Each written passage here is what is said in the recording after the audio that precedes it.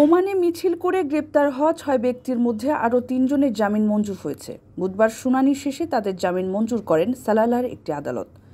জামিন পাওয়া ব্যক্তিরা হলেন মোহাম্মদ নিজামুদ্দিন, আবদুল্লাহ আল মামুন, দেলওয়ার হোসেন এবং কয়েস আহমেদ। তাদের মধ্যে বিশেষ আবেদনের প্রেক্ষিতে আগেই জামিন পেয়েছিলেন নিজামুদ্দিন। বাকি ২ জন সাইফুল মিয়া ও ইসমাইল হোসেনের জামিনের শুনানি হবে অক্টোবরের ২ তারিখে। দীর্ঘ ভোগান্তির পর জামিন পাওয়ায় স্বস্তি প্রকাশ করেছেন ভুক্তভোগীরা। জামিনের ব্যবস্থা হওয়ায় তারা দেশের মানুষ ও সরকারের প্রতি কৃতজ্ঞতা জানিয়েছেন।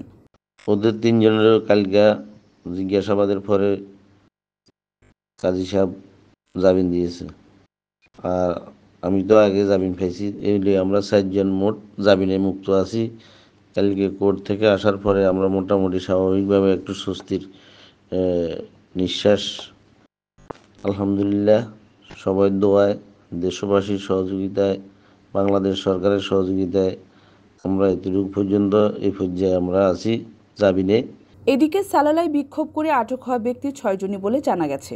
জামিনে আসা নিজামুদ্দিন প্রবাস টাইমকে জানান, বিভিন্ন থানায় খোঁজ নিয়ে বিষয়টি নিশ্চিত হওয়া গেছে। এখানে সালালাতে কোনো লোক নাই, লোক যে যা দিচ্ছে হকাতে আছে।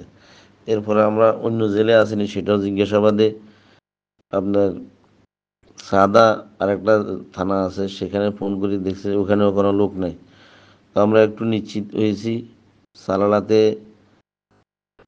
এই ৬ জনের বাইরে এই মামলায় আর কোনো লোককে ধরা হয় নাই। ওমানের সেরা রেট দিচ্ছে বাংলাদেশি প্রতিষ্ঠান গালফ এক্সচেঞ্জ। প্রিয়জনকে টাকা পাঠাতে আজই আসুন আমাদের যে কোনো ব্রাঞ্চে অথবা কল করুন স্ক্রিনে দেয়া নাম্বারে। গালফ এক্সচেঞ্জ, বাংলাদেশিদের প্রিয় এক্সচেঞ্জ।